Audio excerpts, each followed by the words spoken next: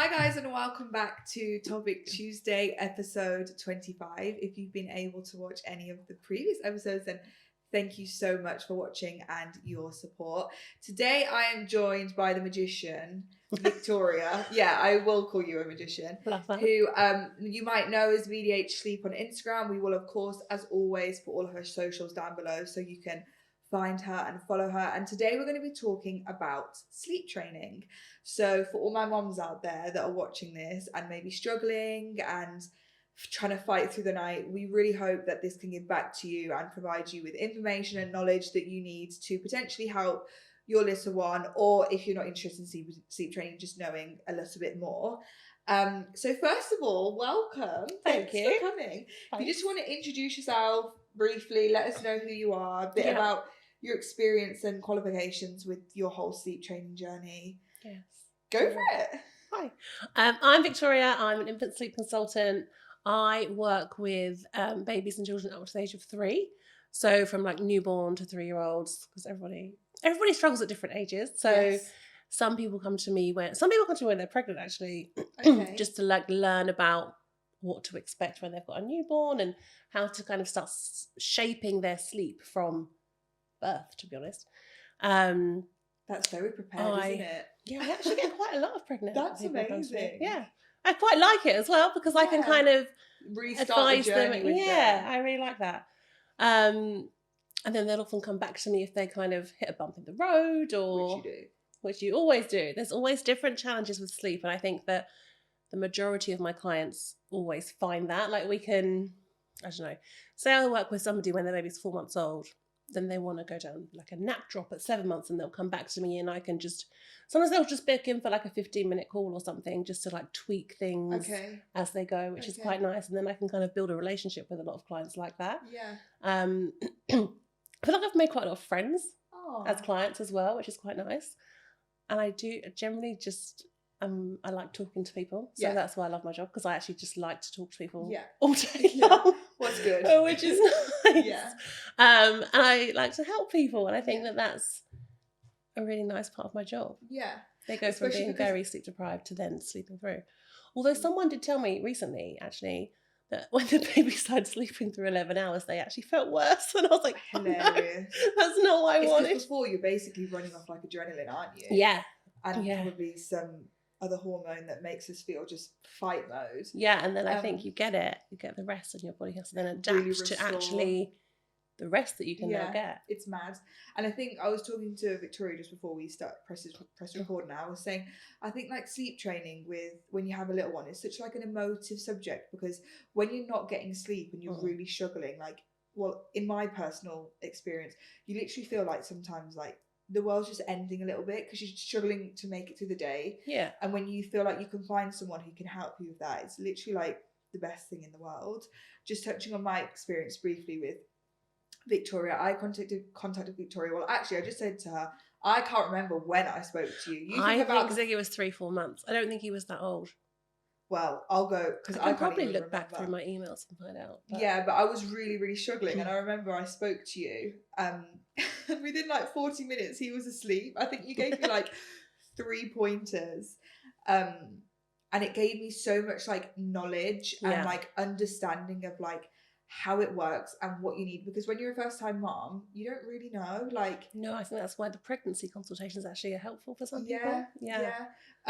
So I call Victoria a magician, and I see lots of people online calling you a magician. So someone was, I like. Yeah, it's amazing. Someone was asking like qualification wise, like what does that look like? Like how, maybe if someone was interested in becoming this profession, like what does that look like career path wise, journey? So I actually did my training in November 2019. I did a level 4 OCN qualification in infant sleep training. And there are a lot of providers that provide this service. Mine was like a whole day in London. Like it was quite a long day actually. I think it was like 8 till 6 or something all day. And I had like a 10-week module to complete online. And I did all that in 2019. And then it was lockdown. In 2020. And I was pregnant with my second child. And I gave birth to her in the April. I know when her birthday is. April 2020, so the first lockdown. And it got to like October and I was like, we've got no money because no one had any money. It was locked down. My husband's a cricket coach, so there was no cricket. There was no one. He actually liked like driving his Deliveroo at one point. Yeah, a lot of people did that. Yeah. And I was like, I'm just going to make an Instagram with my sleep qualification because I was a nanny beforehand. Sorry, I should have said that. I was a nanny beforehand and I nannied for an autistic child. Wow. And he didn't sleep. Okay. And then I kind of got quite interested in infant sleep. He was a bit older, but it made me become aware as to how sleep really impacts a family when you're not getting any. Because I already had a child, but she actually wasn't a terrible sleeper. But then when I nannied for this family and they weren't getting any sleep, I was like, I could really do something here. And then that's why I did the course. Okay. Sorry, I should have said that first. That's right. And then, so then it was like the October, I think, of 2020. So I had 2 kids then. And I was like, I'm just going to send an Instagram out and see what happens. And then I can go back to nannying after my maternity leave. Yeah. And this can just be a side hustle. Yeah. And I never had to go back to nannying. Wow, and it just took off, which was great. And it shows how in demand people like you are, though, because it's so needed when you're struggling. Yeah. And I think that in lockdown, I think people were really struggling with routine and stuff. I know you couldn't really do anything because you couldn't really go out the house. But I think being in those 4 walls and I think people really struggled. And when you're not able to go out and get a break, I think that then the sleep deprivation actually probably made things worse for people. Yeah. It was the best time to get your kid into a routine, but it was also very hard if you were really struggling with that because you couldn't have a break. Mm-hmm. There was no one there to look after your kid. There was, and intense probably because you just it not was getting really any intense respite from anything. Yeah. And I worked with my first Nathan and Cara, who won Love Island. Oh yeah. I worked with them in the first lockdown because their daughter Delilah is the same age as my youngest Ophelia. Yeah. So I worked with them when I think Delilah was about 7 months. Okay. And then my page just really took off because they posted about me and it was great. That. Yeah. So did they have a good experience with Delilah? Yes. Yeah. Okay, cool. Yeah. She wasn't sleeping at all. And then I helped them. They posted about me and I think I got like 7,000 followers overnight. It was amazing. It's amazing. Because again, I feel like I'll harp on about it all episode, but it's like, so when you need it, you're so intrigued. And it's like you're desperate to like get the information and get the help. Yeah. It's such a huge thing in people's lives. So that's amazing. Yeah, that was great. Yeah.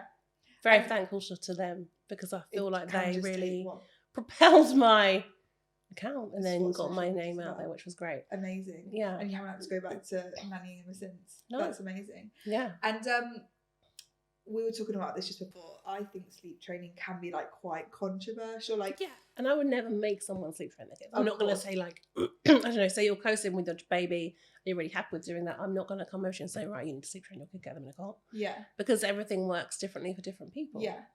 And if you don't want to sleep train your kid, don't do it. Like, I'm not going to push that on anyone. Of course. Part of me though, which sits on like one side of the fence, see great benefit in it because I think my child is a routine baby. He is. Yeah, and most babies love routine. Yeah, he thrives off routine. I thrive off his routine. Mm-hmm. We're all very happy with it. We all sleep. The day operates. I'm a routine mom. Yeah. I'm really passionate about it. I believe that bedtime is a discipline and should be taken seriously, in my opinion. Yeah. So I'm like all for it. Yeah, which is great. I see the benefits of it, but a lot of people don't. Yeah. And you were saying that you do get some messages online from people who like really who don't like disengage with your content and don't like what you say. Yeah. But I think it's all dependent on what stance you want to take. Yeah, and I don't care. If you're you're a very routine one, which is what you just said. I am, yeah. But if you're more of a go with the flow and you don't really care when your baby wakes up, you don't care what time they nap, you don't care what time they eat, that's fine. If that's working for your family, oh my goodness, continue to do it. There are still things you can do to improve sleep with a not sleep training. Okay. So if you are very go with the flow and you just want to rein things in like a tiny bit, then you can do that without sleep training and you can change your baby's sleep environment. So things like making the room dark or make sure they're going down for a nap at certain wake windows. You can do that, but you can still do that whilst you're assisting them to sleep. So say someone doesn't want to stop rocking their baby to sleep, then they can still do those things, but things might improve if they just do things kind of at the right times or in the right environment, and all of those things can improve sleep without any sleep training. Yeah. You just touched on something that I'm going to go into now. We're going to talk about kind of like the cry it out whole situation and wake windows. So let's start with the whole crying out situation, because again, a lot of people don't agree with it, which is fine. Which is fine. I don't necessarily feel like letting your baby cry for ages is the best thing, and I didn't do that either. But I think maybe there's a bit of information missing around it as well, because as you were saying earlier, like, you're not letting them cry till like they're traumatized. So if you just go into it for a little bit to explain to people on the other side of the camera, like, what that actually means and what it's doing for the child and helping both mom or dad and baby understand. So I'll put the floor over to you in that sense. So I would say 85% of my clients come to, maybe 90%, I would say, come to because their babies are struggling to link their sleep cycles and struggling to put themselves to sleep. And that's where the sleep training comes in. So basically, if your baby's falling asleep being assisted, they're then going to come out of their sleep cycle and expect to be assisted back into the sleep cycle. So I liken it to an adult where if you fell asleep with your duvet and your pillow and then someone took those things away from you, you're likely going to wake up and look for them, because that's how you fell asleep initially. So if your baby's being bounced on a yoga ball to sleep, rocked to sleep, fed to sleep, they're then likely going to need assistance when they come back out of that sleep cycle, because they're also not going down into their cots awake. So then they're like, whoa, where am I? I need help to go back to sleep. And they wake up crying often because they don't want to be awake at that time. They want to be asleep, but they just don't know how to go back to that. So when we're changing that and we're then putting them down awake in a cot, they're confused about it, obviously. Naturally. Because they don't understand why you're changing things. If nothing changes. Breaks my heart a little bit. I know, sorry. There's such like new souls into the world. They are new souls into the world, and they don't know what's going on, because what they've been used to for their whole life is now changing, because it's now not convenient for you. You don't want to be up every 2 hours, which is completely understandable. So once we've taught a baby to put themselves to sleep independently in the cot, they're then going to come to the end of their sleep cycles and link that sleep cycle again, because they're not going to expect assistance because they didn't have assistance that they had to begin with. And sorry. So the cry out method is literally, I know a lot of American sleep trainers do this, and if it works for you, whatever. But the cry out method is basically you put your child in a cot and you close the door for 12 hours. I'm not saying they're going to cry for 12 hours, but I'm not going to tell anyone to do that. We can do, I mainly work on 3 different methods. So you can either be in the room doing lots and lots of reassurance whilst they're in the cot. So they know they probably still won't like it that much, but you're there with them, tapping their chairs, stroking their hair, whatever, singing to them and stuff. You're just reassuring them the whole time until they fall asleep. And then we gradually reduce that reassurance so that then they get used to just putting themselves to sleep in a very nice way. Some babies actually are more annoyed with more reassurance in the cot. I feel like Ziggy might have been. I remember you told me to leave the room. Yeah, because I think we tried staying, and I think he was, because some babies, I think they're like, you're there, but you're not picking me up. Yes, exactly. So some babies think that, So if you think that your baby actually will be more annoyed with you there because you're there and not picking them up, as you say, then I would probably suggest kind of 5-minute check-ins. Which is still not, you're not leaving them to cry for hours and hours on end. Because I just couldn't do that. No. That would break my heart. heart. I wouldn't tell anyone to do that. No. And I think that's where the misconception comes. Your baby's going to cry because you're changing something, but they're also not going to cry for weeks and weeks at bedtime. And they're just learning a new skill, and they're not traumatized. They know you're there. Even if you're out of the room, you're coming in every kind of 5 minutes. So they know you're there. They know they're safe. They're just learning something new. They're learning how to fall asleep in a cot, and they're probably angry about it because they're crying and they're tired. So they're crying and they want to go to sleep, but they don't know how to do that yet. So they're like, I want you to help me. and they don't understand why you're not doing that for them anymore. And they don't understand that this will benefit them as well. Because then in the long run, in the long run, does. When they're getting solid restorative It's sleep, incredible. It's life-changing. It is life-changing. Yeah, because if you're having broken sleep for months and months, some people come to me when their babies are nearly 2 and they have had like nearly 2 years of no sleep, and that is hard. So debilitating, yeah. That's so hard. One of you said you work on 3 methods. 1 being staying in the room, reassurance. 2 being leaving the room. Yes. Coming in intervals. What's the third one? Sorry, the third one is kind of in the middle of the road, so you wouldn't kind of touch the baby in the cot. Okay. But you could maybe stay in the room and just kind of reassure with your voice. Yeah. So it's kind of in the middle. So you've got so you can either start with kind of lots of reassurance, touching and singing and stuff, or you could just kind of reassure with your voice. Yes. If you think both of those are too much, then you can step out. And you base this solely on that child's needs, right? Yes. Because everyone is so everyone different. has different temperaments. So whatever... So different methods fit with different babies' personalities, different babies' temperaments. So that would also come into the consultation. So I talk through the methods to the client, and they would say, oh, I think my baby would fit with this method better. And then you base it on that. We base it with that. But then again, if that doesn't work, then we can also change it up. Okay. And just touching, because you just touched on like this whole American sleep trainer thing. And obviously not putting everyone in the same box. No, not everyone. Do they close the door for 12 hours? Is that what they base it on? As in you leave them to cry until they are literally... I don't know. I should have said, I don't know if it's sleep trainers do this. I know doctors advise this in America. What? Yeah. Oh, that breaks my heart. Yeah. And like young. I'm surprised. I think because in America, they have a very different maternity leave system. You're right. They want mums back in the workforce at 6 weeks old. Yeah. So again, breaks my heart. Yeah. If you can have your... They get no...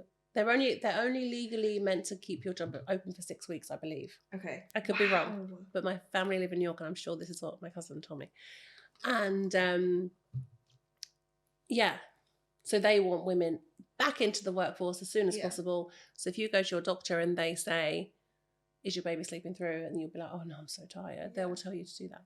Oh, heartbreaking. Because I think my whole TikTok algorithm is mom. It's mom. Or momster. And I do have quite a lot about the whole sleep thing. And I don't know what your thoughts on this, but letting a baby cry for that amount of time, I think must be so damaging. I mean, I'm sure they don't cry for 12 hours. No, but even like... But without any check-ins or anything, I don't think that's great. It must be really hard. Okay. Yeah. So, and I think sleep trainers aren't devils, guys. No, oh my God. We don't really, no, I'm not. You would never... Promise. Yeah. It's all about checking in and working what's working the child. And things are going to work better if your timings are right. So if you're putting your baby down and they're like so overtired, so exhausted, they're going to cry more and it's not going to work. Which leads us on to wake windows very nicely. Okay. I actually wasn't super knowledgeable on wake windows when I gave birth to Ziggy. Nobody is. I was kind of like, and then I kind of like started to figure it out, and obviously now with this pregnancy and this baby, I feel so much more prepared because I so get it. Yeah. But the importance of wake windows, in my opinion, I don't know what your opinion is, is so real. Like, they are to a T almost. Yeah. And like getting your baby in a sleep cycle with those wake windows is like recipe for success. And you're right, when they don't really hit the wake window, it can really affect the day. Yeah. Or whatever. Because, tell me if I'm wrong, when they are in the wake windows and sleep cycles, they've got the right hormone balance to get them in and out of sleep. And when they're not and they're overtired, they struggle so much cortisol level. Yeah. Talk to us about that. So basically nobody wants an overtired baby. Yeah. Because it's a lot. And I think that people don't realise that, especially newborns, have such short wake windows. So if you're catching that kind of sweet spot and you're putting them down awake, they're more likely to go to sleep nicely. If you say you had a 8-week-old and you've kept them up for 3 hours, where actually maybe even a 6-month-old couldn't last for 3 hours of awake, you're going to have a cranky baby. Yeah. And then you will have to assist them to sleep, because actually, if you do end up with an overtired baby, it happens. I would say fresh air or water just to calm them down and help them then fall asleep, because It's really hard when you've got an overtired baby It's and trying really to get them hard. to sleep, and then you're stressed, the baby's stressed. So We're all take a struggling. breather. Yeah. Take a breather and just, I would say, go for a walk in the fresh air, Yeah. and your baby will probably fall asleep then. 100%. But yeah, getting the wake windows spot on, and they're is so really helpful. Readily available online. That information is everywhere. Yeah, Like, they may be just an average online, so you might have a lower sleep needs baby or a higher sleep needs baby. Okay. My youngest was very high sleep needs. I think that her max to stay awake for like an hour was probably until she was about 4 months, where a lot of 4-month-olds are able to maybe do like an hour and 45 to 2. Okay. But she just needed her sleep. A lot of sleep. Yeah. Yeah. And you'll find that if you have a baby that's born early, they're going to be on those shorter wake windows for longer. Makes sense. Yeah. Because they shouldn't be in the world yet. Yeah. So you might find that they're on like newborn sleep cycles still. They're much older than if your friend had a baby and it was born at full term. Right. Yeah. That's really interesting. I've just thought of a question, and I just really want to ask you it. When working with clients and in general, your thoughts, formula-fed babies and breastfed babies, do you feel they sleep different? No. Okay. No. So that's all a myth? Yeah. Okay. I think that there's a lot of emphasis. I have 2 formula-fed children. I have nothing against formula at all. I think there's a lot of emphasis on from formula companies. They'll put like moons and stars on their boxes to make mums think, actually, I'm really sleep deprived. If I give them that formula, they're going to sleep through the night. Okay. They're not. Because actually, I would say 50% of my clients are breastfed, 50% are bottle fed. There's no difference. Really? They can still sleep through the night, even if they're breastfed babies. Okay. It just... But what does it take? Because I'll be honest, I breastfed Ziggy and I really struggled with like, I felt like he constantly wanted my breast in the night. Yeah. What does it take? It's more of a comfort. Yeah. It's easier to fall into like a feed to sleep habit. That's what I was doing. When you're breastfeeding. And I remember you said to me, you were like, Lucy, you need to stop, not in like a directive way, but you said, maybe let's move away from feeding him to sleep, feeding him, he's awake, and then you put him down to sleep. And I remember it scared me so much when you said that, because I was like, no, but obviously I was such a stressed mum. I was like, it's all I know. This is the only thing I know how to get him to sleep. And that's when like I started with like the whole association thing. Yeah, so you were getting him to sleep. Yes, I was. We want him to put himself to sleep. Yes, I was. Yeah. But that's what I try and tell people, like, if we can get to a point where your baby's putting themselves to sleep, I think things are going to get better. Yeah. Obviously, there are cases where that doesn't help, and there might be some other things going on. Like things like tongue ties really affect the way a baby sleeps because they don't breathe properly. And so interesting. Yeah. So those things that you kind of would have to look for. And they do, because Ziggy had a tongue tie. Yeah. And they were really like passionate about me getting it done as much as I was, because it was killing my nipples. Yeah. But it can really affect speech, sleep. Yes. A lot of things. How old was he when you got it? Oh, like trimmed? 2 weeks. Two weeks old. Yeah. Yeah. Yeah. Fine. It was killing my breasts. I couldn't do it. It was so painful. But that's really interesting, because I'll be honest, I am one of those people who thought that formula babies slept better. No, not always. You might want to keep kind of one night feeding a bit longer for a breastfed baby, but apart from that. So you can do it, breastfeeding moms. If you my God, yeah, if you think absolutely. I'm the problem or the breastfeeding is the problem. No. Basically contact Victoria and she'll sort you out. Because formula is slightly heavier, so they might go a little bit longer, but they can still sleep well if they're breastfed. Okay. I promise. Okay. And just onto sleep association. So I remember this so well. I was at a play group with a mom and she had twins. She was struggling, you could tell. Yeah. You don't even need to talk about it. You can see it in another mom's eyes. To quite a lot of twin mums. Yeah.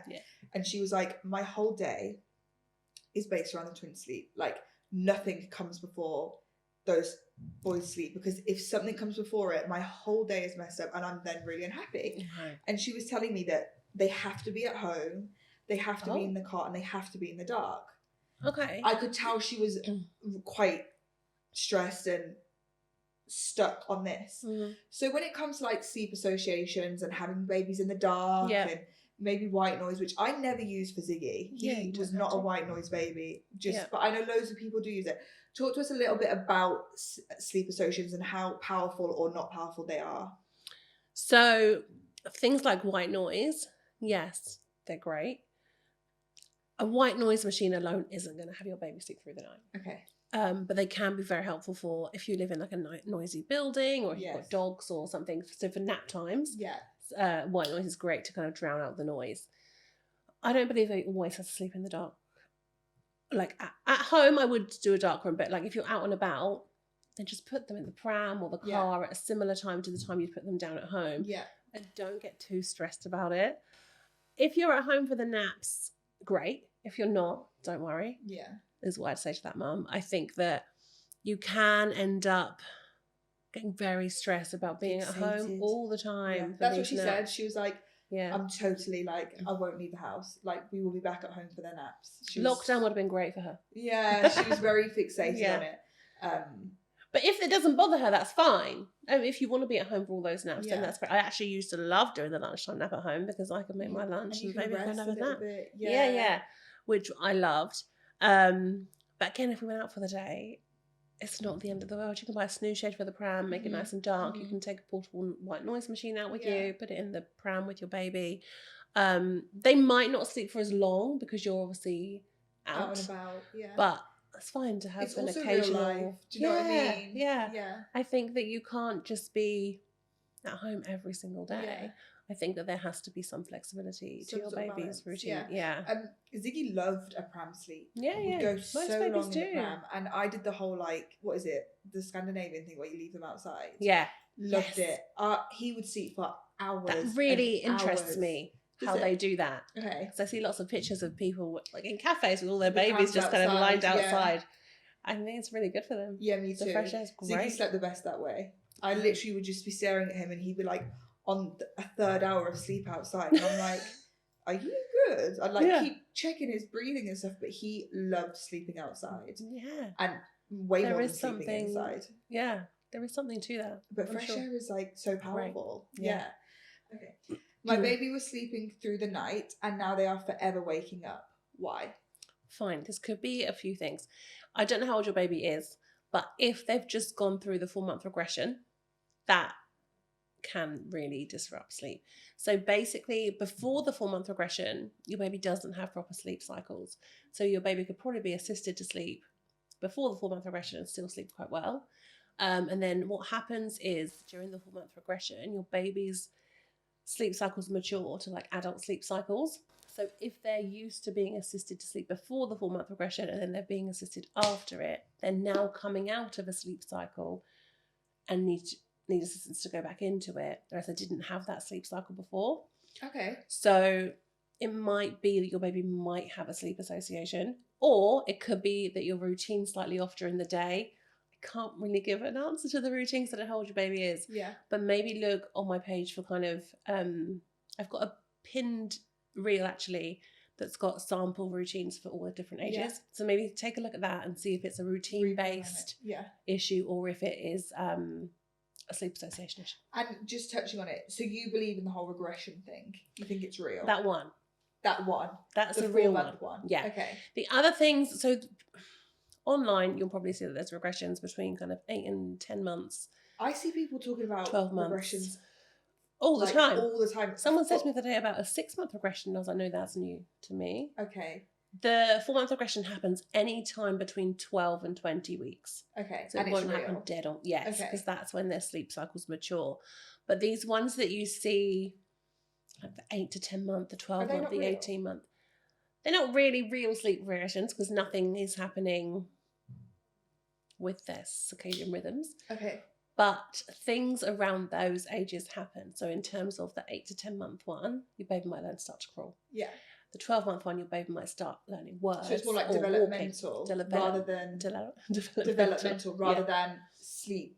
Yes. So developmental milestones can impact sleep because your baby's learning a new skill, right? They want to show it off all the time. Okay. So make sure once your baby does kind of learn to crawl or wave or walk, you're giving them a lot of time in the day to practice those skills so that they don't feel like they need to practice it at night. They're just showing off. Yeah, they like it. They're showing off their new skill, and that which can is why they impact talk the sleep. about when they are in the wake window, as in they're awake, to really let them go for it. Yes, I would agree. Yeah. So real. This is an interesting one because I actually went through this. Okay. how to stop the 5 a.m. wake ups. So let's base that around maybe like a 1-year-old or just before a 1-year-old. Because I remember Ziggy was doing this and it was killing me. It's a very, very common issue, especially at this time of the year when the sun comes up. Yeah. Make sure the room is super dark. Yeah. Super, super dark. I love block blinds. And also if you can't afford the block blinds, I would, this is going to sound really weird. What is it? Tinfoil. Okay. On windows. If you just wet the tinfoil and stick it to the window, it blocks out the sunlight. Blocks out the sunlight. Okay. It's the best, cheapest blackout blind you can ever find. Okay. I've done that in Airbnbs before. Okay.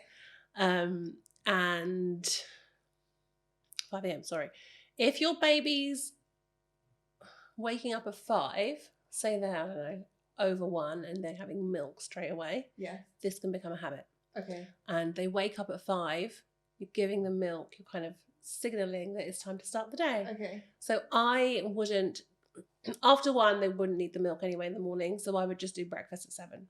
Okay. It's because if they're having something before that, or even 6:30, whatever time you want to start your day, try not to do milk or breakfast before that. Okay. Because it can be into a habit of wanting it. Yeah. If they are a bit younger than that, and you think actually at 5 they're hungry, I would maybe, if they're weaning age, I would maybe try like an extra snack before bedtime. Okay. Maybe like a banana. Bananas are really great because bananas help stimulate melatonin production. Okay. As do quite a few things. Cherries, kiwis. Oh, interesting. Milk. Yeah. Oh my God, there's loads. I've got a thing about it on my page. I think walnuts do. So giving it to them at night time before just a snack before bed. So maybe if they've had dinner at, I don't know, 4:30, 5. Yeah. Maybe at like 5:45 give them a snack. Yeah. Because then that might help with the 5 a.m. wake up if you do think they are waking up hungry at that time. Also things to be aware of is babies that go to bed overtired will wake up early in the morning. Yeah. So watch that wake window before bed. And it's like when people say like Seth is a culprit of this, he'll be like, oh, if we put him to bed later he'll sleep in later, and I'm like, no, it doesn't work like that. And I find if I put Ziggy to bed on that sweet spot, it's that sweet spot that carries him over. It's that last if he goes to bed later he's still waking up at the same time. Oh yeah. It's very, very rare that he'll do the 12 hours from when I put him down. Do you know what I mean? Yeah. I'm always rolling my eyes at them. I'm like, no, babe, it doesn't work like that. Like, how many times do I have to tell you? Even my kids are almost 5 and 7.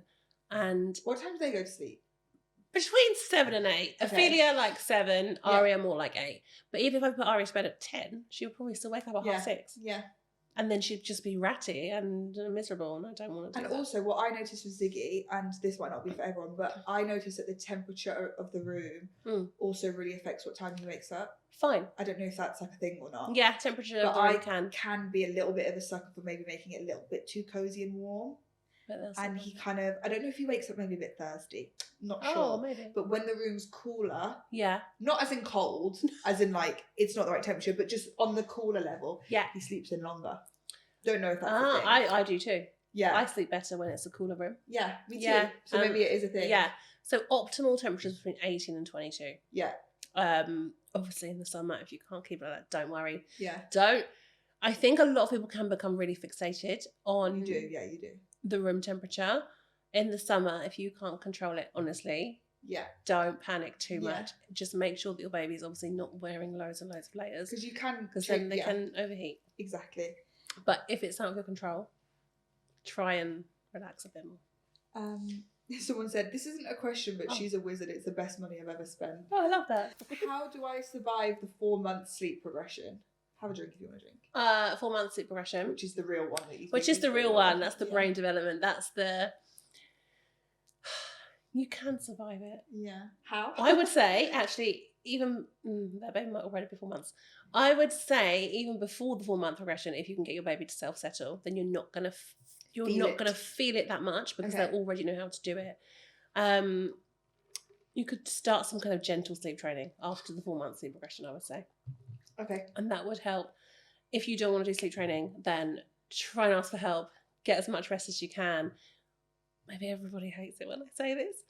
Just nap when your baby naps, if you can. Yeah. If you can't and your baby is having kind of half an hour naps, which is also very common, maybe ask a partner or a grandparent or a babysitter, anybody you trust, just to kind of, if they can take your baby out for a walk for a couple of hours, just so you can get some rest, I would really do that. Overall opinion on Dummies. Good for so long, and ditch or better off without, with regards to sleep. Ditch. Good. Ditch. Oh, okay, sorry. Just, some babies are fine with dummies. My eldest had a dummy and she actually still did like long naps and she slept fine. But even when she was 2, if that dummy fell out of her cot, I was still getting up in the night to go and get it, and it was really annoying. But I would say a lot of my clients, we get rid of the dummies. Okay. Because they can cause short naps, they can cause wake-ups in the night. Yeah. Because it's another sleep association. If your baby's falling asleep with that dummy in their mouth and they come to the end of a sleep cycle and it's not there, they're going to want it back, and it's either you putting it back, or even if they can do it themselves, they're still having a disturbed night looking for that dummy. I don't think Ziggy ever had. Ziggy never had a dummy. No. And I remember, this is so funny, I was at the depth of my despair. I was really struggling. And I was at my mum's house, and you know when you got the mum rage, when you're that tired and overstimulated, and I was like a freaking psychopath, like storming up the stairs. I went into the drawers, finding any dummy I could. I was ripping out the package, running downstairs, and I was trying to give it to Ziggy. I was like, please, anything. And Ziggy was like not taking it. He refused it. A lot of babies don't like. He's not a dummy baby. He didn't want it. He refused it. And thank God, actually, because I'd done so long like without it. It was never really my plan to give him one. I wasn't a dummy baby. I don't think she will be a dummy baby. It's just not really something that I really wanted. Yeah. Personal preference. But I do remember that one day I was like on a rampage, and I was like, please, anything. Didn't work. Some babies are fine with dummies though. So it really is different. Yeah. For all my of them. best friend's little one is a great sleeper. So is your other friend who I helped, Sydney. Ocean has a dummy and she's fine. She's a great sleeper actually. My best friend's baby is great with a dummy, and when he falls out, he's not really that bothered. Fine. They're all different. It's so different. It's so like particular and individualistic to that child. If you come to me and tell me my baby is having a half an hour nap, my baby is waking up, I'm having to go in and put the dummy in. I'm sure as soon as I put the dummy back, I go back to sleep. So I'm like, right, so the dummy's the issue. Problem. Yeah. It's all then we'll get rid of it. Yeah. Do you believe in such thing as regressions, or is it avoidable by a solid routine? I think you've answered that question. Yeah, just the 4-month one. Yeah. How to be able to transfer a baby mid-nap. I'm not really sure what she means by that. Oh, maybe from the car or the push if they're falling asleep? Maybe. My advice would be don't. Leave them. Honestly, don't. Yeah. I think that actually if they can just finish their nap in the car or the... I'm the one that sat in the car and waited. Yeah. Because I don't stress yourself out. Yeah. I think it's going to be more stressful because you're going to wake the baby up, and they'll go in the cot and they might wake up and not go back off. Finish the nap in the pram or the car. Yeah. Honestly. That's when they say like your life literally revolves around this child. Yeah. How to get a 2-month-old, you've got an age there, to drink more in the day to be able to have less at night. God, 2 months is so young to still be having like night feeds at 2 months normal. So normal. Yeah. Less in the day. I don't know how often they're feeding in the night, but maybe say like if your 2-month-old can go 3 hours in the day between bottles or between feeds, then they can definitely do 3 hours at night. Yeah. I would still expect a 2-month-old to be having night feeds though. Of course, yeah. But you could possibly, I know I said not dummies, but if they're waking up, it's only been an hour since their last feed or something at night, then maybe you could pacify them with a dummy for a bit instead and try and get them to get to that 3 hour break in the night so that then they're finishing a bottle in the night. Because also if they're having too much in the night, they're not then going to be hungry in the day. So I would try and drag out the spaces between bottles in the night. And at what age do you feel like a baby shouldn't be having anything at night? Oh, it really depends on the baby. Okay. Even my two, so different. I think my youngest didn't have bottles since 7 weeks. She was really young. But she's a massive baby. Yeah. Oh wow, she went through the night at 7 weeks. Yeah. Bloody hell. But my eldest probably she was having a bottle of maybe 5 months in the night. They're all so different. Okay. My youngest was a much bigger baby. I could fill her up in the day. Okay. And she just didn't need it. I think I was giving her a bottle. Yeah, that's a dream. Yeah, it was. That's so good. But again, she didn't have a dummy. I don't know if that also made a difference. Okay. Because I don't know I can't remember with Ziggy. I think... No, I can't remember. I'm not even going to answer because it's a blur. I would say once they're having they're getting enough calories during the day, they're a healthy weight, you know they're fine. Yeah. Probably after about 6 to 7 months, I'd say most babies don't need a night feed. Okay. A breastfed baby might be slightly longer. Maybe you could do like one feed, like 8-9 months. But again, if you find that you're giving this baby one feed in the night and they're waking up in the morning, they're not hungry for their first feed, they're not hungry for their breakfast, that's probably a sign to ditch the night feed. Okay. This is a really interesting one because you said one of the main things that got you interested in this whole sleep thing is when you were nannying for the autistic child. This lady said, I've got an autistic toddler. So toddler age, are we talking like 1 to 3 toddler? Is that toddler? I'd say so. And my sleep is in the trenches. It's hard. Hold on. Autistic toddler and sleep routine. Then she's put lots of crying faces. Sleep is in the trenches, or we're in the trenches. Mm-hmm.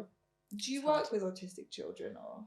I don't, but I can offer advice. So children with autism don't actually need as much sleep as other children. So you might find that they can still sleep though, but you might find that if you're trying to put like a 6:30, 7 bedtime on them, actually they're not ready for sleep yet. Okay. So you could maybe try slightly later bedtime. Okay. And see if that helps, maybe like 8-ish. Okay. But again, autistic children love routine. Okay. A lot of babies love routine, especially children that are neurodiverse love a routine. So I would try and do the same exact steps at bedtime so they become familiar with the bedtime routine, make it as consistent as possible. I don't know, read their favourite story. You can read the same story every single night because a lot of autistic children like that. They like the repetitiveness. They like that routine, the familiarity. So do the bath at exactly the same time every night. Give them a cup of milk at the same time every night. Read the story at the same time. Read the same book every night if you want to, just so they know. And I don't know how old the child is, but you could maybe get some visuals. Okay. So like I've seen lots of, can we make one of like a picture of a bed, a picture of a book, and just do it in that order, and you can point and explain to your child, this is what's happening now. But yeah, autistic children, they can still sleep well. It's just you have to be very precise about things that you're doing and make it a very repetitive routine. Yeah, that's so interesting. Yeah, because they like the routine. They like the repetitiveness of it. They like to know what's coming, so that because things that are slightly different will throw them off. Oh, it's so interesting. Yeah. Can breastfed babies be sleep trained to sleep through the night? Yeah. Lucy, did you sleep train? I'd say like loosely I did. Yeah. I got it's so different because obviously Ziggy had eczema and allergies, and there were a lot of external factors affecting him, like excruciatingly itchy skin, which is so hard to sleep train a baby who, bless them, are in so much pain. But what me and Seth always talk about, and Seth always like commends me on in a way, is that even though we were struggling so much with routine because Ziggy was in so much pain, I stuck to it every day. I was like so set on this routine because I was like, I know that when this boy heals, he's going to get it straight away. Yeah. The only thing that's keeping him up is his pain, and his skin is so uncomfortable. And he had such a poorly belly because obviously with his allergies and the things that were affecting his gut. And I was right.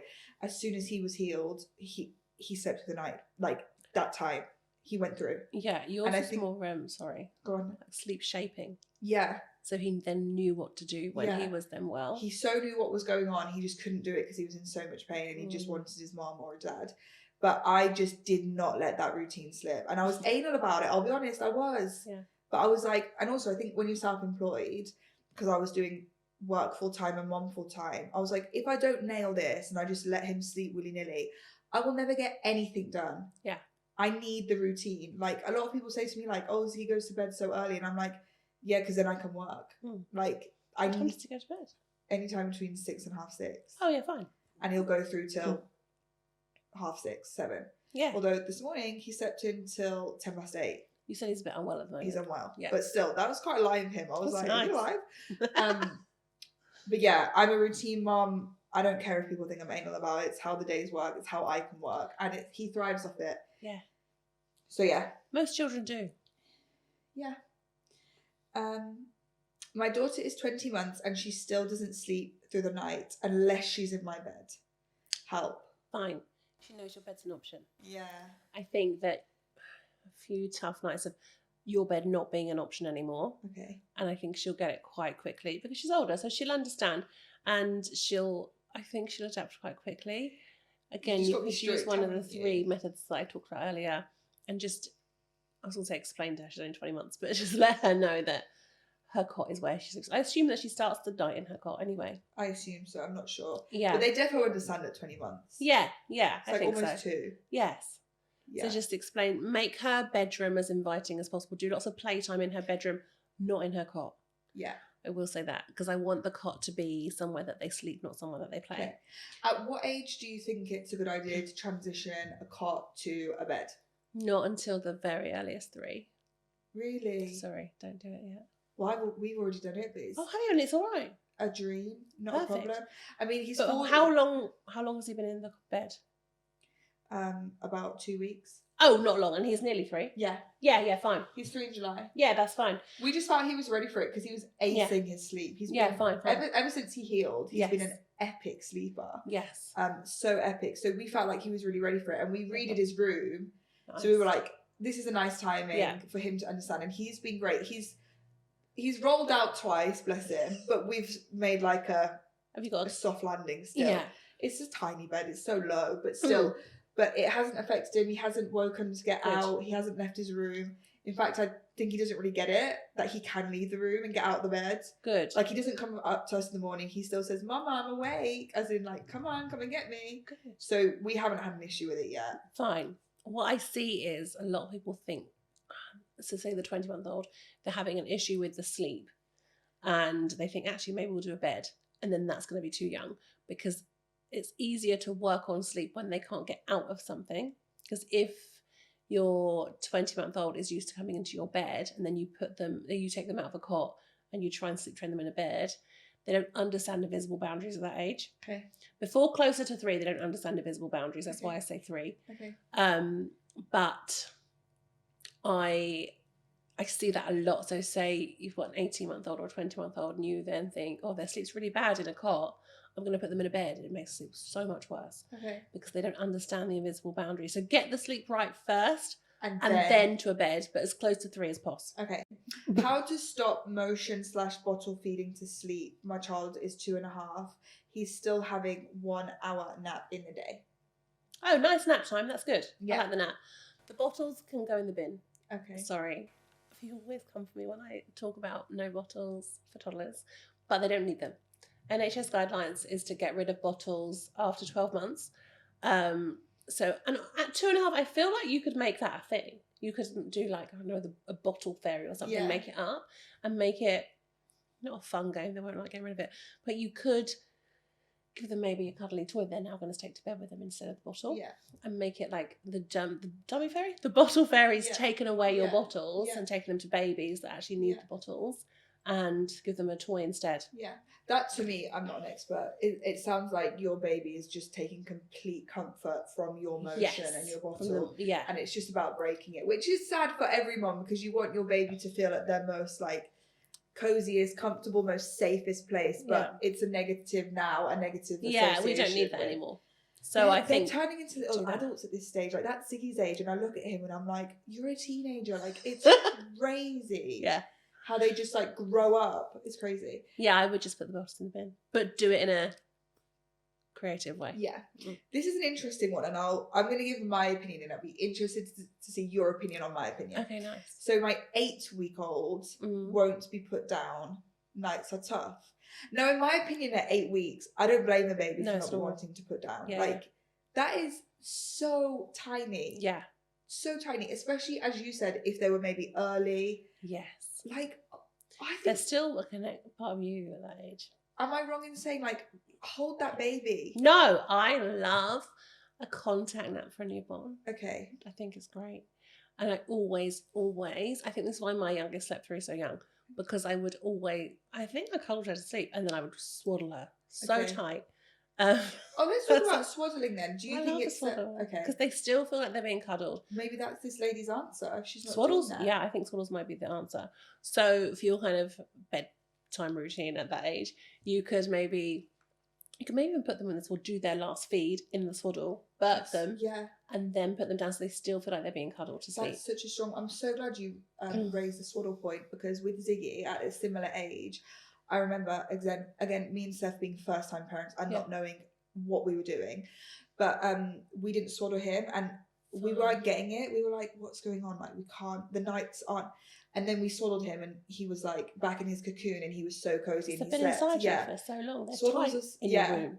And then we were talking about it, because obviously I said to Seth, I was like, I know I feel like so much more experienced, but I feel still like a bit unsure. And he was like, let's just remember when she comes, we're swaddling her, because that's what really helped with her or Ziggy feeling safe. Because I don't know if you remember when Ziggy was newborn, newborns have that startle reflex, and any kind of noise they'll move their arms around, and then that wake them up, jerky movement wakes them up. Yeah. I wouldn't swaddle with blankets, because that can be that's like an overheating risk. So I would get one that's there are so many on the market. So many. Love to Dream are great, but their arms are up, the Love to Dream ones.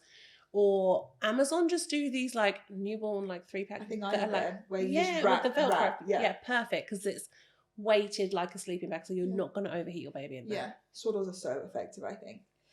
How to get a 2-year-old out of the routine of us sitting in their room until they fall asleep.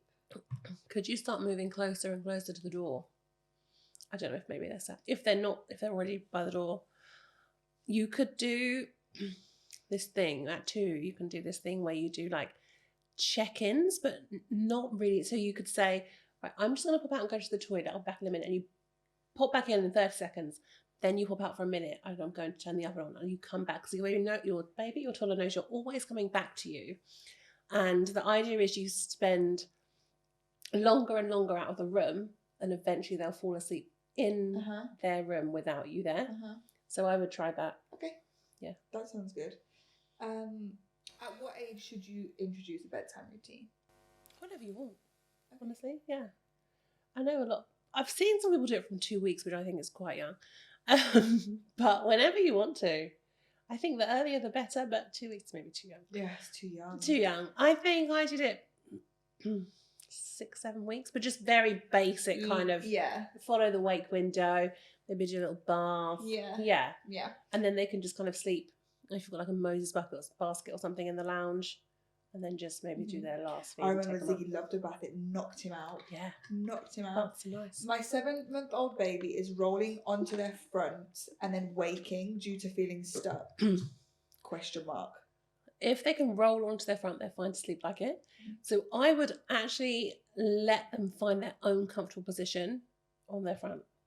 Okay. If you're baby, because it's 7 months, they can roll. They've got good head control. If you keep rolling them back, they might turn that into a game. But if they are rolling onto their front, always stuck though. Yeah, maybe the sleep suit they're in, or some form of. Yeah, I'm not sure. If they're very stuck, maybe roll them back. But I don't want you to turn that into a game. So I would say try and let them find their own comfortable position on their tummy a little bit before you intervene. I actually... Oh, sorry, go on. No, go ahead. I don't know. I think I'd finished. Okay. I actually remember when I was struggling to take... Because I was feeding Ziggy to sleep. Then I was putting him in the cot on his back. Yeah. He'd wake up instantly. And I was thinking to myself, I was like... This is before I spoke to you. I was like, this isn't right. Like, something's wrong. So I remember one time... I just fed him to sleep, and then I lay him on his front and he didn't wake. But then I was like, shit, he's on his front. And I don't think he was at an age where he should be on his front, but he slept so good. So I literally just stayed awake watching him, which didn't work because I was even more of a zombie. But he was so peaceful on his front.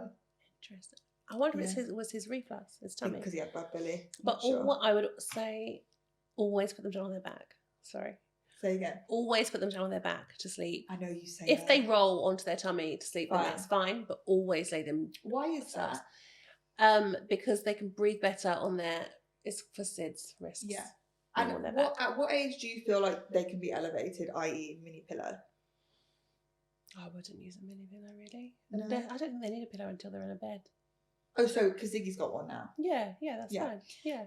This is so funny. How to explain lighter evenings to my 2.5-year-old who's telling me it's still morning at 6:37.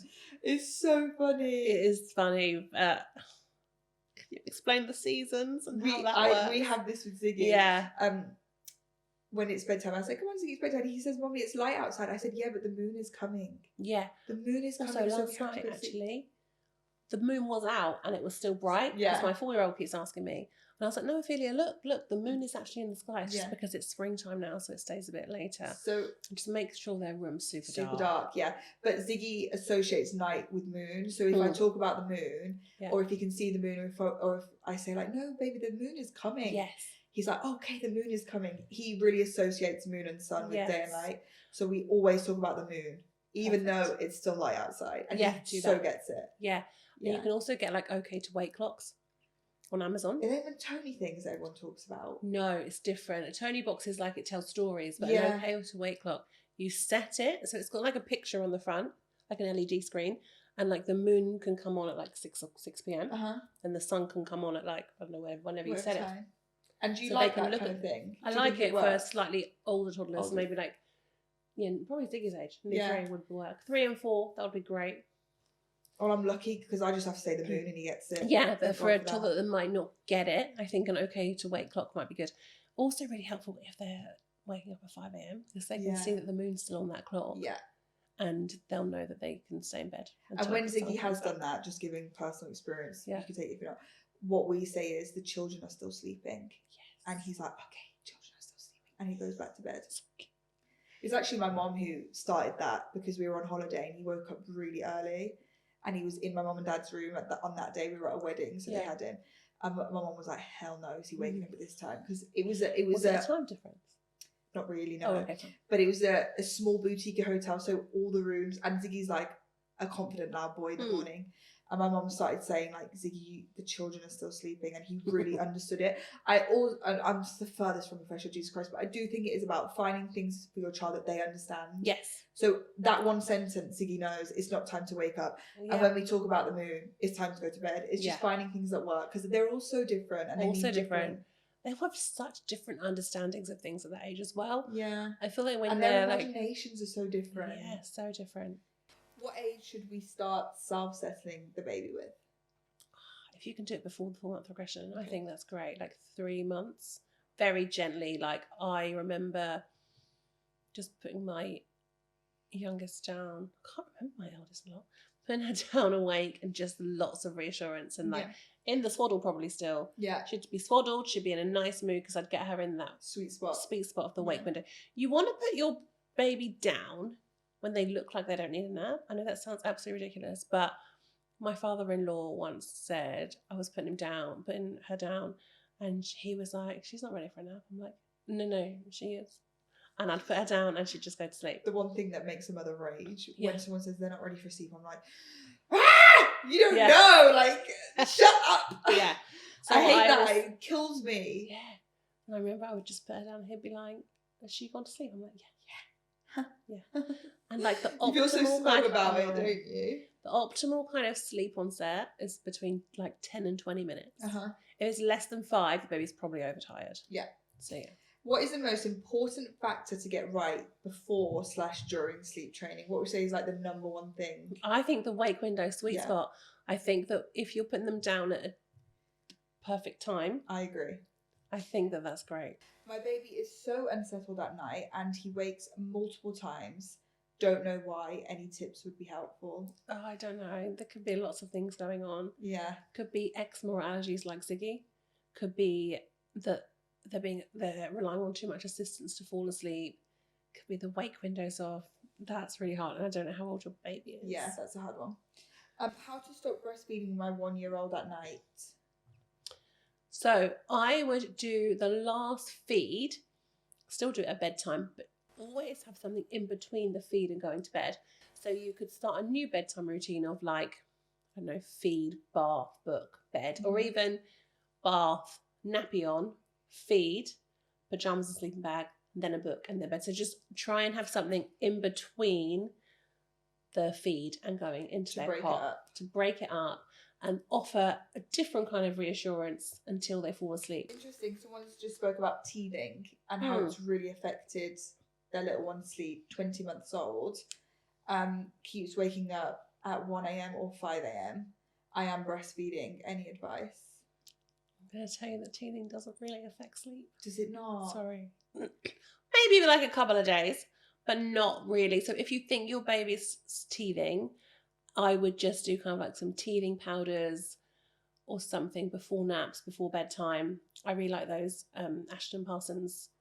They're like a homeopathic teething crystals. I would do those kind of before naps, before bedtime. Okay. If it's been going on for longer than 2, maybe 3 nights, it's probably not teething. It could be something different. Could be this is recent. Maybe the clock change is sorted out. You're not sorted out. Has affected your toddler's sleep, something like that. So I'd say possibly isn't teething if it's been going on for quite a long time. Okay. My baby is 4 weeks and his bedtime routine is currently at a 9/10 p.m. feed. When should I bring it forward or bring it earlier? 4 weeks on a bedtime routine already. That is organised, isn't it? Yeah. No. As I say, my whole journey was a blur, so I'm like, I don't even remember anything. I don't even. Sounds like she's got it down. Yeah. I would say between 9 and 11 is perfect for a newborn. Okay. Babies of that age do better with a slightly later bedtime than like a 6-month-old. Yes. So anything between 9 and 11 sounds perfect for that age. You could start to bring it earlier. If your baby's consistently having a feed at, between 9 and 10, and you want that feed to become kind of their last feed before bedtime, then turn that feed into their last feed before bed. So maybe if it's a 8:45 feed they're having every day, say, get them in the bath at 8:15, get them out, do their last feed, and just do that feed slightly differently. So do it in a darker room so they know that this is the last feed of the day and then it's time to go to bed. And you could, 4 weeks is so young. So young. When does she bring it earlier? Are you saying like the 6-month mark? No. Probably you could probably bring it earlier, 6 weeks maybe, to like maybe 8 to 9. But super newborn, 9 to 11 p.m. is perfect for. So you're smashing it, babes. She really is. Yeah, I love that. What is the best thing to do on holiday? What is the best thing to do if you're on holiday and can't have a separate room for the baby? Snooze shade. Make a cot cover. Okay. It's perfect because it still makes them feel like they're in their own room. Yeah. Because you put it over the top of the cot. They do them for cots and travel cots, all different sizes. They're brilliant. And it just blacks out the cot, makes them feel like they're in their own. And also what we did is, I think it's totally dependent on how big the room is and the layout of the room. But I just remember we were in Italy and for some reason the room was huge. Yeah. And they had little parts of the room. So we kind of made Ziggy like a makeshift room, although we were all still in the same room. I think it's sometimes about being creative. Loads of people put cots in like the wardrobe. I've definitely put them in bathrooms. And in the bathrooms. Yeah, I was about to say if the bathroom's big enough. It's so fine. And then do you wheel them back out when you need to use it, when they've gone to sleep? Or I would just use the toilet in the reception. Oh, you're dedicated. I'd wheel them back out and say, get the hell out of the bathroom now. Actually, I have used the toilet when the cot's in there and they didn't even wake up. Yeah. Because I think as soon as they get in that deep sleep, they're not easily disturbed. Yeah. When should a 10-week-old be napping during the day? Given the days are so light. 10-week-old, they'd be napping lots, wouldn't they? Lots, yeah. I would say probably 4 to 5 naps at that age. Yeah. 10 weeks wake windows, an hour to an hour and 45 max. You want to have the first wake window slightly shorter. Okay. So the shortest wake window in the morning, because they've often got a hangover of melatonin from the night. Yeah. So do that first wake window a bit shorter, so maybe an hour for that one. And then before bed, the longest, so maybe an hour and a half to an hour and 45. So maybe the middle of the day wake window is like hour and 15. Yeah, I know. So I've put my baby to sleep at 7 p.m. from 3 weeks old. Is this bad? Wow. No, if this is working for you, then that's working for you. Everything works differently for different families. Sounds like you're killing it. Is the 4-month sleep regression avoidable? No. Can you sleep train if you're exclusively breastfeeding? Yes. Help with extending naps, please. nearly 5 months old and always wakes up after 30 minutes. That's a really good question because I know a lot of moms that struggle with that. Yeah.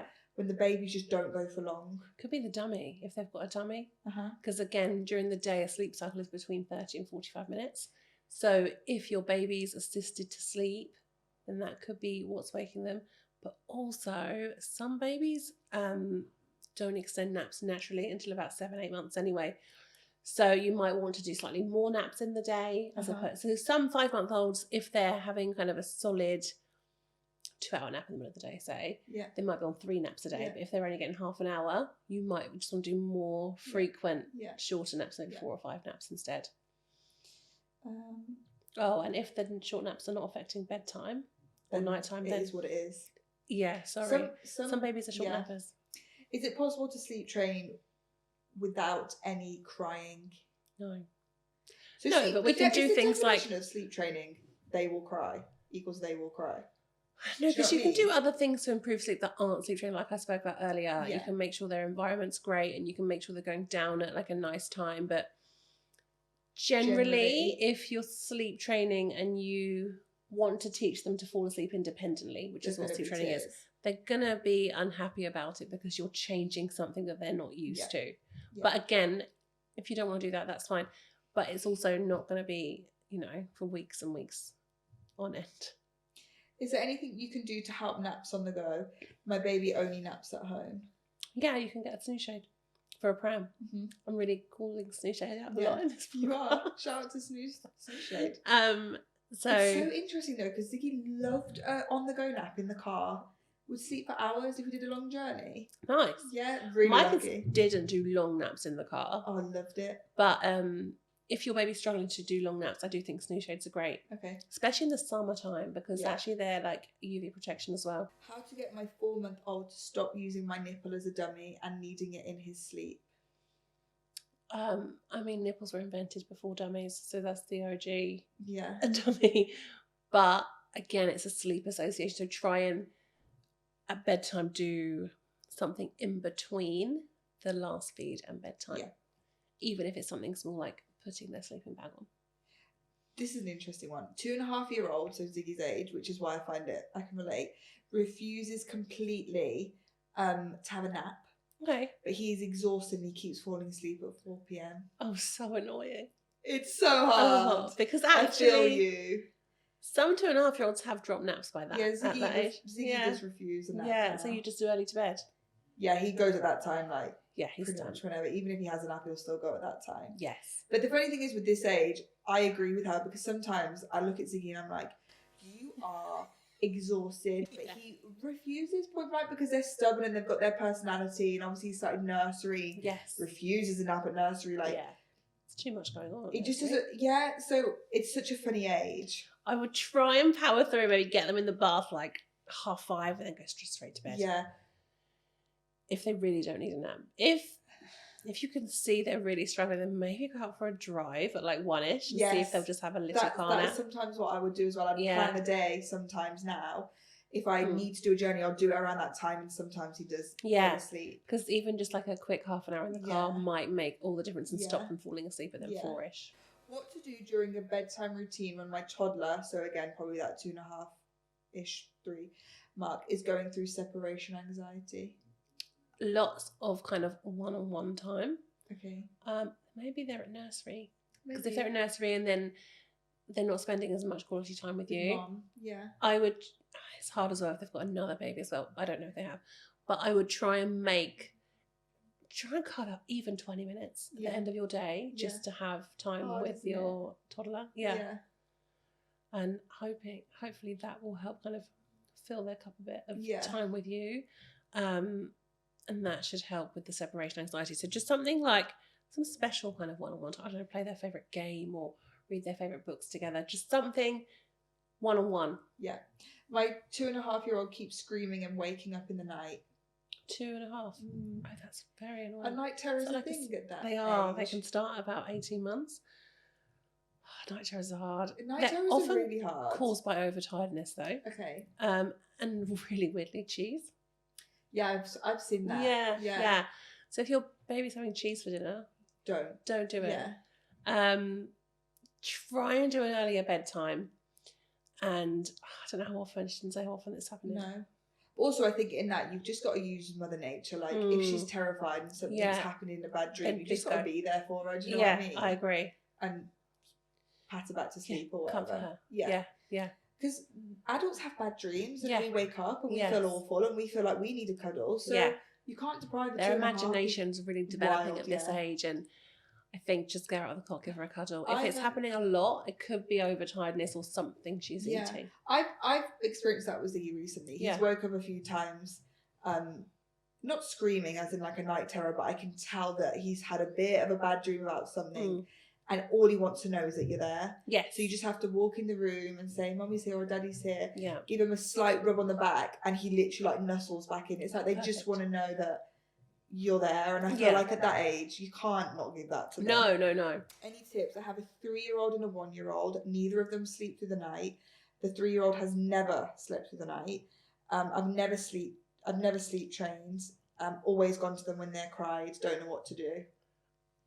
I think sometimes in this case, just sleep. Like, you just got to bite the bullet and sleep train them, I think. The 1-year-old will be quite easy to sleep train, I think, as well. Yeah. The 3-year-old... difficult. It's not that difficult, to be honest. It's not easy. The 1-year-old's easier. Yeah. They'll be in a cot. You can sleep train them with any of the methods that I talked about earlier. The 3-year-old... I wonder if you could play that game that I talked about as well, with the popping in and out the room. And just kind of get them used to falling asleep without you there. Because ultimately, if you're there at bedtime, they're going to wonder where you've gone when they wake up.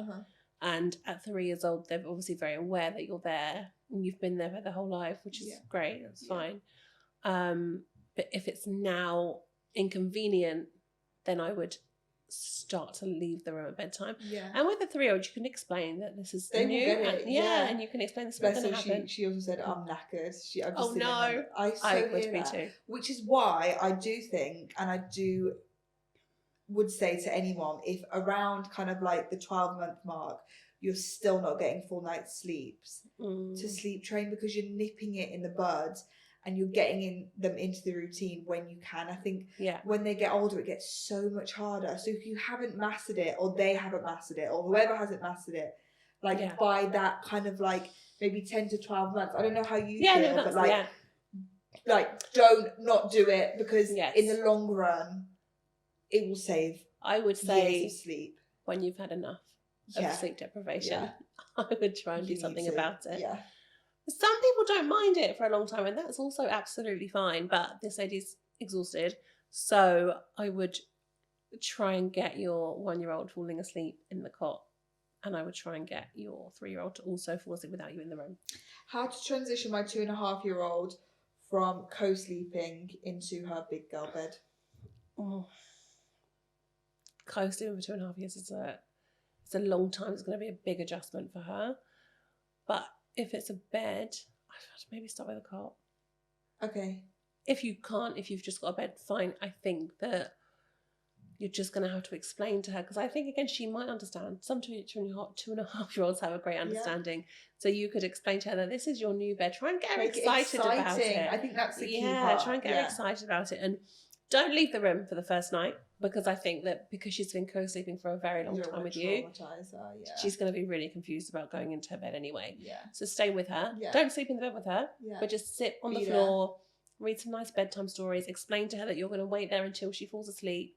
In the night when she wakes up, if she gets out of the bed, return her back to her bed again. Tell her you're going to stay there with her. Very consistent with any night wake up. So whatever method you choose to use to sleep train as well, anybody, be consistent with it with the night wake ups as well. One of my friends I saw did a rewards chart. I don't know how you feel about this, about I like a rewards chart. About staying in bed. Yes. And then after like however many nights in bed, she got rewarded with a treat. I don't know if that's a good... So but it worked. It's working. And also she made the room really like beautiful and special and like magical with like the fairy lights. Nice. And got a gorgeous bed. So I think it is about at that stage when they are that little bit older, making it like a new exciting like event almost for them, you know? How to get back on track after your baby has been poorly. Oh, that's really a tough one. Because everything goes out the window when they're poorly. Like, and I would say if they are poorly, don't even follow the routine. They might need to sleep a lot more to get rid of that germ. They need to sleep that germ off. Don't worry too much about a routine if they're unwell. Once they're not unwell, you could just go back to exactly what you were doing before. Yeah. So the same bedtime routine they've been used to for their whole life, apart from the short illness. And they should get back into it quite quickly, to be honest with you, because if it's been consistent for a long time and it's just like a short, brief illness, then they'll still know that. Yeah. My 2-year-old has eczema and is not sleeping help. I feel like I can help with this one. Yeah, you can answer that. Yeah, I feel like you have to fix the eczema because like it's such a chicken and egg situation because eczema needs a lot of sleep to help recover. Yes. But when you have eczema, you are in that much pain most of the time. You can't sleep. So I think you have to heal the eczema first, and when he or she starts to heal, you will see them be in such a much more of a comfort to sleep. There's a lot of things you can do with eczema and sleep anyways. There's so many companies online that offer like eczema, I don't know what the word is, but PJs for eczema. I've seen those. I forgot what they're called. I don't know what they're called. They're like a hypoallergenic fabric. Yes, but apparently I never used it with Ziggy, but apparently they're really helpful. Mastella makes some. Do they? Yeah. But I mean, I'm not going to go too much into it because that will be a whole other podcast. But you have to get to the root cause of the gut issue affecting the eczema first. And then I think sleep comes hand in hand because they will be wanting. I feel like Ziggy started to sleep so well as well because he had so much catching up to do. Yeah. So he was like, oh my God, this is amazing. I can sleep. And catching up on his sleep debt. But I'm so sorry because that is just heartbreaking. My 23-month-old stopped sleeping on his own since he was ill with a cough and being sick. Now he won't be put down without screaming and throwing up. Oh my God. Is there anything I can do? Yeah, but stay in the room again for a few nights because I think that I don't want them to throw up. I think that if you're leaving the room and they're throwing up, then they're very distressed. So I would stay in the room and kind of get him used to falling asleep in the cot again, but with you there. And then maybe stay in the room for about a week or so he gets used to just pushing himself back to sleep in the cot, and then maybe start to leave. Best habits to start from day one to set yourself up for a good sleeper. The sleep environment is great. So kind of swaddles, dark room. If you're going to use white noise, make sure it's on all night. So a lot of these white noise machines come and they're on a timer, which is so annoying because that then, if they're falling asleep to that noise and they come to the end of a sleep cycle and the noise is gone, they're going to wake up and expect the noise. So if you are going to use white noise, make sure it's on for the whole duration of the nap and it is on all night. I would just make I would just make like a consistent bedtime routine from as early on as possible that you can just keep for their whole life. Yeah. So important. Yeah. My 20-month-year-old will not sleep through the night. She puts so many full stops. Why? We have tried everything. Yeah, what happens like if you have tried sleep training and you've tried everything and they're still not sleeping? Have you ever had that? Yes, and there could be an underlying cause. If your 20-month-old they're having a great nap, their wake windows are on point, the sleep environment's great, they're putting themselves to sleep without you in the room independently, there could be another issue that you're not seeing, or they could have higher sleep needs than you think, they could have lower sleep needs than you think. So I would work around the wake windows, make them slightly longer, make them slightly shorter, make the nap slightly longer, make the nap slightly shorter. Just kind of play around with that routine if you know that everything else is ticked off. So they're putting themselves to sleep, the environment's great, they're eating well, they're healthy. I would play around with that routine and see if something there isn't quite right. Why is my 9-month-old taking 2 hours to go back to sleep when she wakes during the night? Oh, that's like a split night. Oh, what's that? Oh, it's when they have like a whole wake window in the night. Oh. It's really annoying. What do you do? It usually is routine based and something's not quite right in the daytime. Okay. So it's a hard one. 9 months, probably 2 naps. Yeah. I'd aim for an hour in the morning to an hour and 15. and 2 hours in the afternoon. Okay. And then I would aim for like a 3 hour 3.5 hour wake window before bed. Yeah. If your 9-month-old has got lower sleep needs, then you might go for a 4 hour wake window before bed. Okay. Wouldn't exceed the 4 hours though. Okay. Because even with a low sleep needs baby, I think 4 hours at 9 months before bed would be fine. Yeah. Play around with that, the daytime sleep. When they do wake up in the night, yeah. Do you at any point think you should like entertain them to try and tire them out again, or should you just be trying to get them back to sleep? No. Because I see it on TikTok, they're like, there'll be like a TikTok and it'll be like, spend the night shift with me when my baby decides to have a wake window, and they'll be like up and playing with the child in the night. Because then that becomes a habit, right? And if you're getting them up and watching YouTube in the middle of the night, that's what's happening. Oh, TV and like games. You're just stimulating them, and also the blue light from the TV. Yeah, is gonna make it worse. So I would do less at night.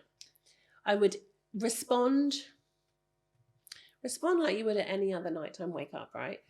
The same as if they're waking up at 5 a.m. Yeah. Respond to them as if it was 2 o'clock in the morning. Yeah. If you're not gonna wake up and take them downstairs to watch TV at 2 o'clock in the morning, don't do it at 5 o'clock. Yeah. If they're having a very long wake window in the middle of the night, I think it's often routine based. So I think if you can tweak that routine, and kind of adapt it to your baby sleep, it's really hard. It's really hard. Try not to do too much in the night, because if you're doing too much again to get them back to sleep, so say like you're going in at, I don't know, after the wait 15 minutes, you're going in, you're rocking them, then you put them back down, you go back in again in 10 minutes, and you're like feeding them, doesn't go back down. If you're then going back to bed, going back in and doing bouncing them, you're doing different things at different times. It's really confusing for them. You're stimulating them. Yeah. So stick to one method. Okay. Stick to one response basically, so that you're not confusing them. And also, if your baby has, I don't know if they're giving them a feed at that time, and they're not going straight back to sleep, that's also a sign they don't need a feed in the night anymore. Yeah. If they're not going straight back to sleep after a feed, they don't need the feed, because you're just interrupting their digestive system, giving them energy to wake up. Yeah. Because you're giving them food. So interesting. How to get, I don't know if this is in your remit, how to get a baby to take a bottle from dad and let dad put them to bed. Do you get those kind of things? Yeah. Okay. Quite a lot, actually. Okay. I would suggest doing the bottle in the morning when they're hungriest. Okay. For dad. Have mum out of the room. Yeah. Perseverance. Is it? Yeah, it's really hard. But it's true. They just have to get used to it, don't they? I think it's just getting used to it. And it's a lot of perseverance. A lot of breastfed babies don't take a bottle. Ziggy did, though. Yeah. Did you introduce bottles early? I think we were just lucky. I think after the year we had, the universe was like, we'll let you have that one. Yeah. But one thing, he did start to kind of, basically, quick, long story short, because he was given hypoallergenic formula, which I don't know if you've ever smelt or disgusting. been near, but it's disgusting. And he started to like resist to it. Yeah. Kind of like the older he was getting, I think he was like, Mom, what the F is this? Yeah, gross. But this was before we kind of started our own gut healing journey with Ziggy. You made your own formula? Yeah. And what I found helped was taking him outside. And letting him, fine. In the day, like letting him be distracted and then gently offering him the bottle, and he would kind of take it whilst looking at the trees or listening to the birds. I felt like when I was sat at home in the couch and I was tense and a bit stressed about this not working, and then that was one thing that helped. But fine, so maybe dad could take the baby in the garden. And do you know what also we did? And I don't know if this is awful, but we started putting a tiny bit of vanilla extract on the tea. Oh, fine. To get him to suck, because it was, that stuff is awful. That stuff does. I hate myself that we even gave it to him, but you live and you learn. I don't think this is too bad. I would take this as a win, personally. How to get my baby to last till 7. He wakes up at 6:30. Oh, perfect. Take that as a win. Take it. You could even, depending how they wake up, if they're happy when they wake up at 6:30, just leave them to chill for a few minutes. Yeah. I'd say anything between 6 and 7 is fine to wake up. Me too. If it starts with a 5, no, that's night time. Yeah. But if it starts with a 6 or a 7, I think that's... I agree. Yeah. Them 5 a.m.s are a killer. No. Ziggy used to do them and it killed me. 5 is It gets to 8 o'clock in the morning and I'd feel like it's 2 p.m. It's lunchtime. Like the whole day. Yeah. 24-month-old will not be sleep trained. She just relentlessly cries and will never settle. There's something probably not right? Yeah. This is where I feel like in these situations, maybe people should contact you because you really need to deep dive into exactly what they're doing, what's going on, what their routine is in the day, where we can tweak things, and possibly the method that you've been using just isn't so do great people for like her. when they come to you give you like a case study of their days of like information and you like dissect it? So I need to kind of see what they're doing on an average day, like a what day times in the life vlog. I asked them to talk me through like a day in the life and how they're feeding, how their day-to-day runs basically, and then I can tweak things as we go. Often I don't need to tweak that much of their day, to be honest. Or isn't it about how the tiniest thing can make the biggest difference? It really can. I think a lot of my clients see that. They will tweak kind of very small things and they'll get their sleep back. Mad. I had a 9-month-old the other day and I was reading the routine that she sent over to me and I was like, I feel like he's having like half an hour too less sleep. Okay. We added half an hour into the sleep and because I fixed it. He was having split nights. Okay. And now he's sleeping 11.5 hours. That's mad. Because we added sleep to the day, not took it away. Just shows you just need a good sleep trainer, guys. It just depends how much sleep your baby needs. It just says here, how do I get my baby to wean off my boob at night? He's 20 months old. Oh, fine. So it's like a feed to sleep association. I guess so. Again, but does she want to completely stop breastfeeding? I assume not. Fine. So then just keep the stop at night. Probably. Oh yeah, fine. So keep the feed before bed, and always do something in between. Like I said earlier, so the feed is the first thing in the bedtime routine, and then I would respond in a different way at night time. That's what I was gonna say. Yeah. Respond in a different way at night time. Don't give in. No, so they're still having that feed before bed because you don't want to give up the breastfeeding. So maybe keep one before bed and one in the morning or something. It's so hard to like not give in though, isn't it? Like very, especially when you're tired and it's the middle of the night and you just want to go back to sleep. Yeah. You just do anything, won't you? And you know that if I feed him, he'll go back to sleep straight away. I think it's so crucial to really like get your mind in check to not give in just for a set amount of time, because that set amount of time will then heal your future 5-6 years of sleep. Yeah. Do you know what I mean? It's because you know that in that moment you can do this one thing and it's going to get them to go to sleep, but then the next night they're still going to wake up at that time for that same thing. So if you just persevere with a different response in the night, for maybe even a week, I think that will change everything. We're all like we're not victim. What word do we use? We're all suspect to it though. Like I've been in that trap where I'll just do anything to. Because you're tired, right? And you want to go to sleep. So tired. I completely understand why.